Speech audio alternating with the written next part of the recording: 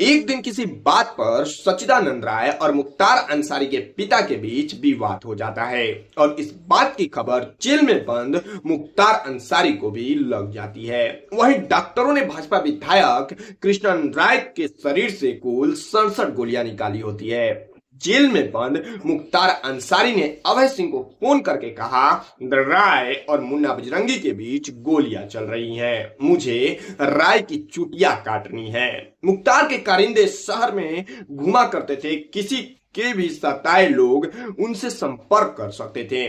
फैसला फाटक पर होता था और उस कमजोर आदमी को संग संग न्याय मिलता। मुख्तार पर मक्कन सिंह और साधु सिंह गैंग का एहसान बढ़ चुका था। साधु सिंह ने मुख्तार से कहा, रणजीत सिंह का सर चाहिए। झगड़े में फंसी जमीनें हो या पार्टनरशिप का विवाद हो, किसी की बेटी की शादी के लिए पैसे चाहिए हो, किसी ने किसी कमजोर के जमीन पर कब्जा जमा लिया हो, पीएसीसी पर डॉक्टर नहीं आ रहे हो और सरकारी महकमे के लोग किसी को परेशान कर रहे हो, तो लोग कोर्ट नहीं जाते थे, बल्कि मुख्तार के फाटक पर लगने वाले दरबार में पहुंच जाते, क्योंकि उन्हें मालूम था कि कोर्ट से पहले यहां न्याय मिलेगा। 80 के दशक में यूपी का पूर्वांचल क्षेत्र दो सबसे बड़े गैंगस्टरों के बीच बटा हुआ होता है, एक पंडित हरिशंकर तिवारी तो वहीं दूसरा ठाकुर वीरेंद्र शाही। लेकिन 90 के दशक में वीरेंद्र शाही की हत्या कर दी जाती है।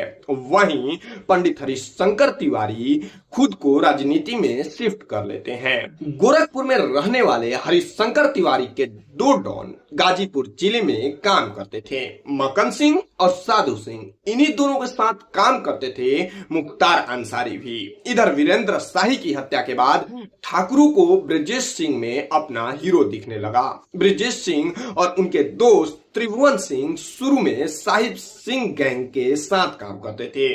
पूर्वांचल क्षेत्र में सरकारी ठेकों को लेकर मगन सिंह गैंग और साहिब सिंह गैंग के बीच में लड़ाई होने लगती है और इस तरह मुख्तार अंसारी और ब्रजेश सिंह दो अलग अलग गैंग के बीच आमने सामने की लड़ाई में आमने सामने आ जाते हैं और आगे पूर्वांचल के वर्चस्व की लड़ाई इन्हीं दो सेनापतियों के बीच में होने जा रही थी। जहां मुख्तार अंसारी गाजीपुर के रहने वाले होते हैं तो वहीं ब्रजेश सिंह बनारस के रहने वाले होते हैं। ब्रजेश सिंह के पिता रविंद्रनाथ सिंह एक संभ्रांत किसान थे। 27 अगस्त 1984 का दिन होता है। एक जमीन विवाद में रविंद्रनाथ की हत्या हो जाती है। उनके ही पटीदार बंसू और पांचू ने उनकी हत्या कर दी होती है। इस हत्याकांड में बंसी और पांचू के अलावा कई और लोग भी शामिल होते हैं। अपने पिता की हत्या ने ब्रजेश सिंह को बदले की आग से बिल्कुल भर दिया। ब्रजेश सिंह ने अपने पिता की जलती चिता के सामने खड़े होकर बदला लेने की सौगंध ले ली और एक साल के भीतर भीतर ही ब्रजेश सिंह ने 27 मई 1985 के दिन अपने पिता की हत्या के मुख्य आरोपी हरिहर सिंह की हत्या कर दी। माना जाता है कि ब्रजेश सिंह पहले हरिहर सिंह के घर गए और उनके पैर छुए और गोली मार दी। पिता की हत्या का पहला बदला तो पूरा हो चुका था। इस तरह 1985 में ब्रजेश सिंह पर इस हत्याकांड का पहला केस भी दर्ज हो जाता है, लेकिन ब्रजेश सिंह अभी भी पुलिस की पकड़ में नहीं आए थे। अगले ही साल 1986 का होता है जब चंदौली जिले के सिकरोरा गांव में ब्रजेश सिंह एक साथ 7 लोगों की हत्या कर देते हैं। इस हत्याकांड का आरोप लगता है ब्रजेश सिंह के ऊपर ही, क्योंकि ब्रजेश सिंह ने ही अपने पिता की हत्या में शामिल एक पूर्व प्रधान समेत उसके भाइयों और 4 भतीजों की बहुत ही दर्दनाक तरीके से हत्या कर दी होती है। इत्तेफाक से इस मामले में पुलिस ने ब्रजेश सिंह को तो गिरफ्तार कर लिया और जेल भी भेज दिया। इसी दौरान जेल में ब्रजेश सिंह की मुलाकात होती है हिस्ट्री शीटर त्रिभुवन सिंह से। त्रिभुवन सिंह से जो दोस्ती का कारण बनता है, यह कारण वह था कि त्रिभुवन सिंह की कहानी और ब्रजेश सिंह की कहानी बिल्कुल एक जैसी ही होती है। दरअसल मुख्तार अंसारी जिस मक्कन गैंग का हिस्सा होता है, उस मक्कन ने ही त्रिभुवन सिंह के पिता की हत्या की थी। त्रिभुवन सिंह और मक्कन दोनों ही गाजीपुर जिले के मुड़िया गांव से आते थे और आपस में चाचा ताऊ के लड़के लगते थे। 80 के दशक में त्रिभुवन सिंह का प्रधानी का चुनाव जीत जाना, लेकिन मक्कन और मक्कन के भाई साधु सिंह को इस बात से अब जलन होने लगती है। कि उनका ही आदमी एक रसूखदार आदमी बन जाता है। तो TV9 वेबसाइट की एक खबर के अनुसार एक दिन 5 बीघा जमीन को लेकर साधु और मकन ने रामपत सिंह के साथ गाली गलौज कर दी। रामपत ने इसे अपमान समझते हुए अपने बेटे त्रिभुवन सिंह और बाकी बेटों के साथ मिलकर साधु और मकन सिंह को लाठी डंडों से बुरी तरह पीट पीट कर हत्या कर दी। इस तरह त्रिभुवन सिंह के घर में 2 ही लोग बचे, एक त्रिभुवन सिंह और दूसरे भाई राजेंद्र। अब त्रिभुवन सिंह ने अपने भाई और पिता का बदला लेने के लिए गांव छोड़ दिया। अक्टूबर 1988 में साधु सिंह और मक्खन सिंह गैंग ने त्रिभुवन सिंह के भाई राजेंद्र सिंह की भी हत्या कर दी।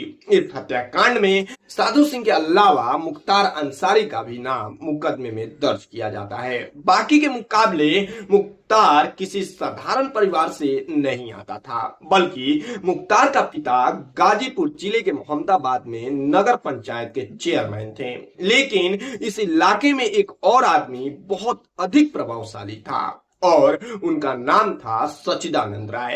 एक दिन किसी बात पर सच्चिदानंद राय और मुख्तार के पिता के बीच विवाद हो जाता है।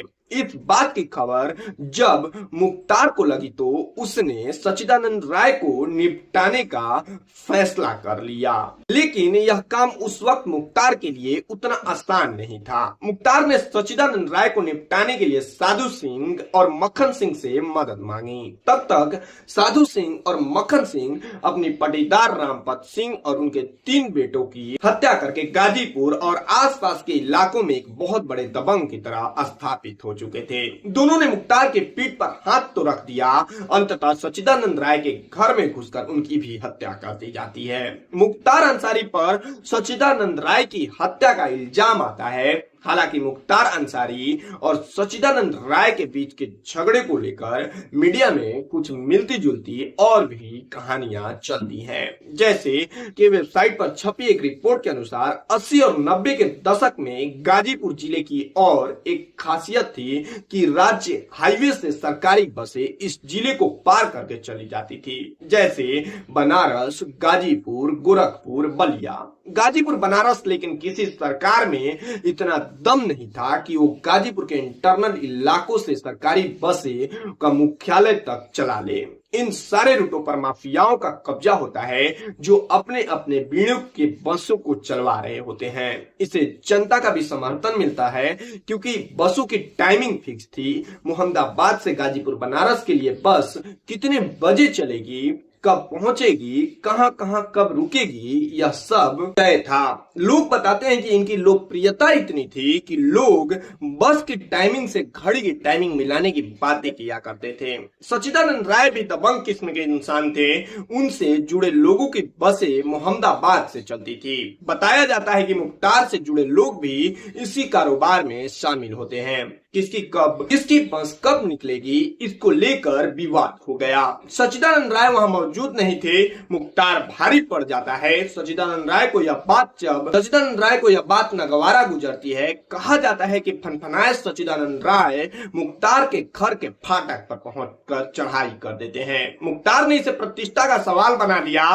कुछ दिन के बाद ही सच्चिदानंद राय की भी हत्या कर दी जाती है। नाम मुख्तार का ही आता है लेकिन कुछ साबित नहीं हो सका। ये आज तक की खबरों में लिखा हुआ है। मुख्तार और सच्चिदानंद राय के बीच के विवाद की असली कहानी जो भी हो, लेकिन यह सच है कि सच्चिदानंद राय की हत्या में मुख्तार का नाम आया। इसमें मदद करने का आरोप साधु सिंह और मक्खन सिंह पर लग जाता है। इस घटना के बाद मुख्तार, मक्खन सिंह और साधु सिंह को अपना आपराधिक दुनिया का गुरु मानने लगते हैं। मुख्तार पर मग्न सिंह और साधु सिंह का सम चढ़ चुका था, यानी कर चढ़ चुका था, जिसे उतारने की वक्त आ चुका था। गाजीपुर में ही 2 और दबंग भाई थे, छत्रपाल सिंह और रणजीत सिंह। इनकी दबंगई के भी गाजीपुर में चर्चे होते हैं। लेकिन साधु सिंह और मक्खन सिंह को यह बात अखर रही होती है क्योंकि वे दोनों गाजीपुर के सबसे बड़े डॉन बनना चाहते थे।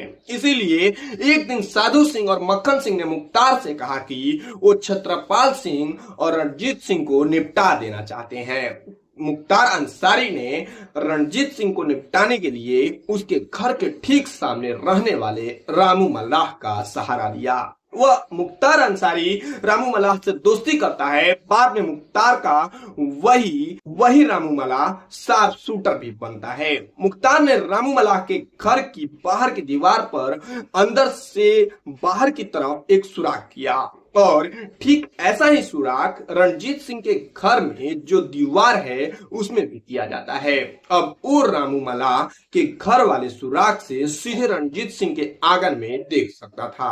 एक दिन रणजीत सिंह अपने आंगन में घूम रहे होते हैं और मौका पाते ही मुख्तार ने निशाना लगा दिया और एक ही गोली में रणजीत सिंह की हत्या कर दी जाती है। मुख्तार के इस कारनामे के बाद तीनों दोस्तों साधु सिंह, मक्खन सिंह और मुख्तार अंसारी का दबदबा गाजीपुर में गूंजने लगता है। इधर जेल में बंद त्रिभुवन सिंह और ब्रजेश सिंह की मुलाकात हो जाती है। ब्रजेश सिंह को यह भी पता चलता है कि उसके पिता रविंद्रनाथ सिंह के हत्यारे बंसू और पांचू भी साधु सिंह, मक्खन सिंह के लिए काम करते हैं। इस तरह एक गुट बना साहिब सिंह गैंग का, जिसमें ब्रजेश सिंह और त्रिभुवन सिंह थे, और दूसरा गुट बनता है मक्खन सिंह, साधु सिंह और मुख्तार अंसारी का।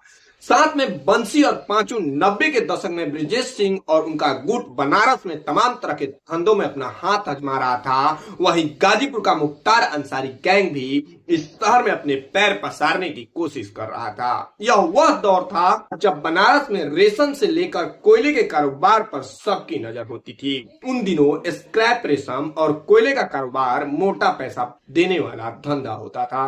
बनारस इन सब धंधों का प्रमुख केंद्र था। मुगल सराय से बनारस नजदीक होने के चलते कोयले के काले कारोबार का भी यहाँ से संचालन करना आसान था। मुख्तार को इन्हीं सब धंधों पर कब्जा कर अपना आर्थिक साम्राज्य मजबूत करना था और इसके साथ ही अपना वर्चस्व गाजीपुर से बनारस तक फैलाना था। वही बनारस ब्रज सिंह का गढ़ था। ब्रज सिंह के साथ ही बनारस में अवधेश राय भी अपनी जड़ें जमा रहे थे। अवधेश राय उन्हीं अजय राय के बड़े भाई थे जिन्होंने बनारस में मोदी के खिलाफ इलेक्शन लड़ा था। दबंग छवि वाले अवधेश राय ब्रजेश सिंह के करीबी थे, इसलिए अवधेश राय मुख्तार अंसारी के साम्राज्य को विस्तार में कांटा साबित हो रहे थे। 3 अगस्त 1991 का दिन होता है जब वाराणसी के लहरावीर क्षेत्र में अवधेश राय की गोली मारकर फिर से एक बार हत्या कर दी जाती है। बार की क्राइम बीट संभाल रहे वरिष्ठ पत्रकार सुभाष सिंह बताते हैं कि इस हत्याकांड की कई वजह में से एक वजह व्यापारियों से वसूली का भी था। चेतगंज थाना क्षेत्र में आने वाले लहरावीर और हथुआ मार्केट बनारस के अच्छे व्यापारिक इलाके हैं। चेतगंज थाने में ही हैदर अली, टाइगर और संजय सिंह नाम के 2 सिपाही थे जो इस पूरे इलाके में मुख्तार अंसारी के व्यापारियों से वसूली किया करते थे। ये हथुआ मार्केट में अवधेश राय दुर्गा पूजा कराते थे जिसमें व्यापारी बढ़ चढ़कर आर्थिक सहयोग दिया करते थे। अब व्यापारियों ने चेतगंज के सिपाहियों की शिकायत अवधेश राय से कर दी। सुभाष सिंह बताते हैं कि अवधेश राय व्यापारियों के सरपरस्त थे और उनके मुखिया की तरह काम कर रहे थे, जिसके चलते उन्होंने धरना प्रदर्शन भी किया। इसके बाद ये दोनों सिपाही निलंबित हो जाते हैं। बताया जाता है कि इन सिपाहियों और चेतगंज इलाके में उन दिनों रह रहे हत्या के एक अभियुक्त राकेश ने ही अवधेश राय की रेकी की। इसके बाद हत्याकांड को उनका अंजाम दे दिया जाता है। अवधेश राय ब्रजेश सिंह के साथी थे और ऊपर से मुख्तार अंसारी बनारस में उनके ही गढ़ में एंट्री कर चुके थे, इसलिए भी ब्रजेश सिंह की मुख्तार अंसारी से दुश्मनी ठन जाती है। त्रिभुवन सिंह के भाइयों और पिता को मुख्तार अंसारी के गैंग के लोगों ने पहले ही मार दिया था, इसलिए अब ब्रजेश सिंह और त्रिभुवन सिंह ने सबसे पहले साधु सिंह को निपटाने का प्लान बनाया। लेकिन साधु सिंह इस वक्त जेल में थे और उसे मारना आसान नहीं था। लेकिन इसी बीच साधु सिंह की बीवी को एक बच्चा होता है और साधु सिंह अपनी पत्नी और बच्चे को देखने के लिए पुलिस कस्टडी में अस्पताल आता है। लेकिन पुलिस की वर्दी में ही घुसे एक अनजान आदमी ने साधु सिंह पर गोलियां बरसाना शुरू कर दिया और उसे उसे मौत का घाट उतार दिया। इसी दिन साधु सिंह के गांव में उसके भाई और मां समेत 8 लोगों की भी हत्या कर दी जाती है। साधु सिंह और इन 8 लोगों की हत्या का आरोप आता है सीधे बृजेश सिंह पर। इसके कुछ दिनों के बाद ही बृजेश सिंह और त्रिभुवन सिंह ने गाजीपुर सिंचाई विभाग के चौराहे पर मकन सिंह की भी हत्या कर दी। इस तरह साहिब सिंह गैंग का डॉन बनता है बृजेश सिंह। दूसरी तरफ मकन सिंह और साधु सिंह की हत्या के बाद मकन गैंग का नया डॉन बना मुख्तार अंसारी। एक तरफ बृजेश सिंह और दूसरी तरफ मुख्तार अंसारी अब कोयला मंडी, शराब की तस्करी, स्क्रैप का कारोबार, रेलवे के ठेके, बालू के पट्टे को लेकर दोनों के बीच में अदावत का दौर शुरू हो जाता है। आजमगढ़, बलिया, बदोई, बनारस से लेकर पटना और झारखंड तक में इन दोनों गैंग के बीच गोलियां चलने लगती है। बनारस से इलाहाबाद की तरफ चलने पर बृजेश सिंह भारी पड़ते और बनारस से गाजीपुर और मऊ की तरफ चलने पर मुख्तार अंसारी। बृजेश सिंह की तरह मुख्तार अंसारी किसी साधारण परिवार से नहीं आते थे। मुख्तार अंसारी का परिवार पूर्वांचल ही नहीं बल्कि देश की राजनीति में भी एक सम्मानित परिवार था। मुख्तार अंसारी के दादा मुख्तार अहमद अंसारी साल 1927 में देश की आजादी की लड़ाई लड़ रही कांग्रेस के भी अध्यक्ष रहे थे। मुख्तार अहमद अंसारी वो लीडर थे जिन्होंने हिंदू और मुसलमान की एकता को बढ़ावा देकर अंग्रेजों के खिलाफ मोर्चा खोला। मुख्तार अहमद अंसारी जामिया यूनिवर्सिटी के भी फाउंडर में से एक रहे और 1928 से लेकर 1936 तक चांसलर भी रहे। मुख्तार अहमद अंसारी के ही भाई के पोते हामिद अंसारी इस देश के उपराष्ट्रपति भी रहे। मुख्तार अहमद अंसारी के बेटे सुभानुल्लाह अंसारी अपने पिता के विपरीत एक कम्युनिस्ट नेता थे। मुख्तार के बड़े भाई अफजाल भी कम्युनिस्ट पार्टी से जुड़े हुए थे। अफजाल साल 1985 में गाजीपुर की मोहम्मदाबाद विधानसभा सीट से पहली बार विधायक चुने जाते हैं और इसके पीछे मुख्तार अंसारी का बड़ा हाथ माना जाता है कि उनके सपोर्ट के कारण ही उन्हें वोट मिली। मुख्तार के गृह जिले गाजीपुर के आसपास पूर्वांचल क्षेत्रों में मुस्लिमों की अच्छी खासी जनसंख्या है। गाजीपुर, वाराणसी, चंदौली, मऊ, आजमगढ़ और बलिया ऐसे जिले हैं जहां मुस्लिमों के वोट से सेकुलर पार्टियों की जीत और हार के आंकड़े तय होते हैं। यही कारण है कि यूपी की सबसे बड़ी पार्टियां बसपा और सपा दोनों मुख्तार अंसारी को टिकट दी। 1995 के लोकसभा चुनाव में बसपा ने मऊ जिलों की घोसी लोकसभा सीट से मुख्तार अंसारी को चुनाव में उतार दिया, लेकिन सामने कांग्रेस के कल्पनाथ राय जैसे बड़े नेता थे। इस चुनाव में मुख्तार अंसारी की हार हुई, लेकिन अगले ही साल 1996 में हुए यूपी विधानसभा के चुनाव में बसपा ने एक बार फिर मुख्तार अंसारी को मऊ सदर विधानसभा सीट पर उतार दिया और इस चुनाव में मुख्तार अंसारी विजयी होते हैं। इसके बाद तो साल 2002, 2007, 2012 और 2017 के चुनाव में भी मुख्तार अंसारी ही विजय होते हैं। हालांकि 2022 के विधानसभा चुनाव में मुख्तार अंसारी ने अपनी सीट अपने बेटे अब्बास को दे दी, जो सुहेल देव भारतीय समाज पार्टी की टिकट पर चुनाव जीते। मुख्तार के नाम से उनके भाई, भतीजे, बेटे कोई भी चुनाव लड़ने के लिए खड़ा हो जाता तो वही चुनाव जीत जाता। दो एक चुनाव ही ऐसे रहे जिसमें मुख्तार के कैंडिडेट की हार हुई हो, लेकिन सवाल यह है कि ऐसे कैसे एक माफिया कहा जाने वाला नेता 30 साल तक अपने पूरे क्षेत्र पर राज करता है और जनता उसे हर बार जिताकर विधानसभा भेजती है। इसका कारण यह था कि मुख्तार अंसारी की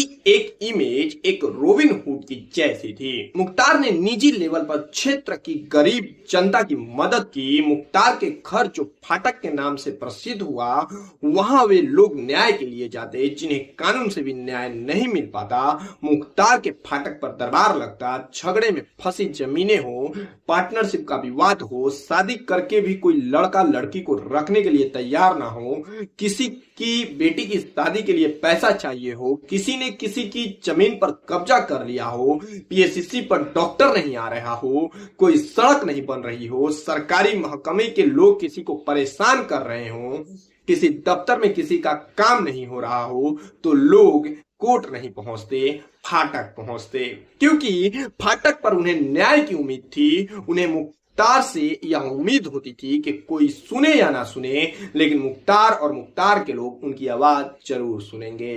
आज तक की रिपोर्ट के अनुसार मोहम्मदाबाद के ही एक बुजुर्ग बताते हैं कि मुख्तार के कारिंदे शहर में घुमा करते थे।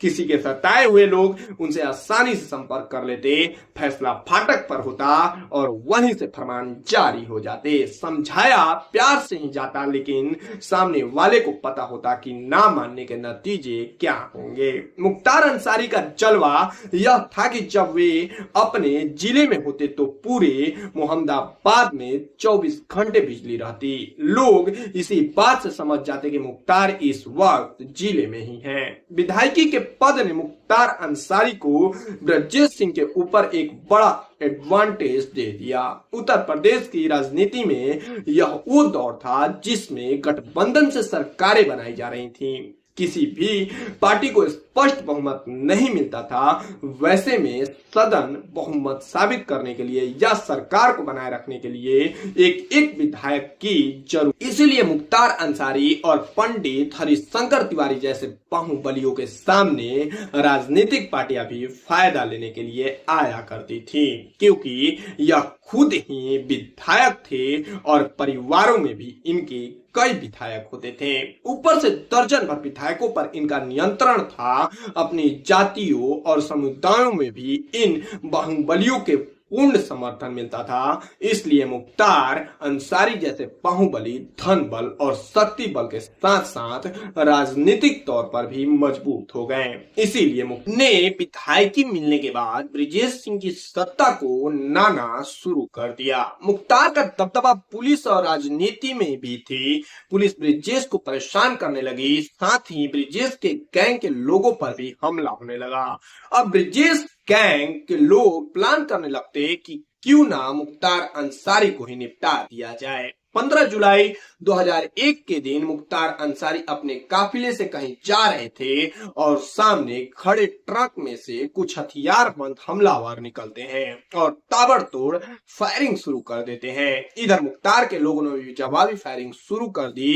इत्तेफाक से इस गैंगवार में मुख्तार अंसारी की जान बच गई, लेकिन 3 लोगों ने जान गंवा दी। इस गोलीकांड का आरोप आया ब्रजेश सिंह पर। ब्रजेश सिंह और उनके दोस्त त्रिभुवन सिंह के खिलाफ इस मामले में रिपोर्ट दर्ज करा दी गई। हालांकि मुख्तार के पक्ष को यह भी लग रहा था कि जवाबी गोलीबारी में ब्रजेश सिंह भी मारा गया। इस घटना को श्री चट्टी कांड के नाम से भी जाना जाता है, क्योंकि जिस जगह ये घटना घटी उसका नाम उसरी चट्टी था। लेकिन कहानी में ट्विस्ट यह था कि ब्रजेश सिंह इस हमले के बाद पुलिस से बचने के लिए अंडरग्राउंड हो गए। वहीं इलाके में फैली ब्रजेश सिंह की मौत की खबर के बाद मुख्तार अंसारी पूरे पूर्वांचल क्षेत्र में अकेले डॉन बचते हैं। इससे मुख्तार के रुतबे में और अधिक चार चांद लगते हैं। चूंकि ब्रजेश सिंह अंडरग्राउंड होकर काम करते थे, इसलिए उन्हें जरूरत थी एक ऐसे फेस की जो राजनीतिक स्तर पर मुख्तार अंसारी का मुकाबला कर सके। लेकिन मऊ में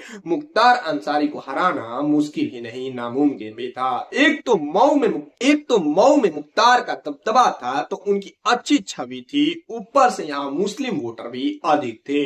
इसलिए ब्रजेश ने सोचा क्यों ना मुख्तार के भाई अफजाल को घेरा जाए। अफजाल गाजीपुर की मोहम्मदाबाद सीट से लगातार विधायक बनते हुए आ रहे थे और यहाँ मुख्तार के भाई को घेरना इसलिए आसान था क्योंकि यहाँ मुस्लिम वोट मात्र 10 पर थे। इसलिए ब्रजेश ने भाजपा नेता कृष्णानंद राय को पीछे से सपोर्ट करना शुरू कर दिया। 2002 के विधानसभा चुनाव में कृष्णानंद राय ने अफजाल अंसारी को चुनाव हरा दिया। अफजाल की हार एक तरह से मुख्तार अंसारी की हार की तरह थी। राय भूमिहार जाति से आते थे और पूर्वांचल क्षेत्र में इसका प्रभाव बढ़ता जा रहा था। ब्रजेश सिंह की मदद के बदले कृष्णानंद राय ने सरकारी ठेके को ब्रजेश सिंह गुट को दिलाने में मदद करना शुरू कर दिया, जिससे मुख्तार अंसारी को चीड़ थी। धीरे धीरे कृष्णानंद राय मुख्तार अंसारी की आंख में चुभने लगते हैं। इसका अंदाजा विधायक कृष्णानंद राय को भी लग चुका था, इसलिए कृष्णानंद राय सजग रहने लगे। मुख्तार की अदावत के चलते विधायक कृष्णानंद राय अपने करीबी राजेंद्र राय की हत्या के विरोध प्रदर्शन में भी शामिल नहीं हो पाए। नवभारत टाइम्स की रिपोर्ट कहती है कि पुलिस रिकॉर्ड के अनुसार मुख्तार अंसारी से चल रही गैंगवार में कृष्णानंद राय के प्रमुख सहयोगी राजेंद्र राय, छिन्नक कहार, शोभानाथ राय, राम अवतार, अविनाश सिंह राय, अखिलेश राय, बिट्टू पाठक, रमेश वर्मा, रमाकांत भारती और रामेंद्र राय को अपनी जान गंवानी पड़ी थी, जबकि मुख्तार अंसारी के समर्थकों में केवल कुख्यात अपराधी अनु त्रिपाठी ही मारा गया।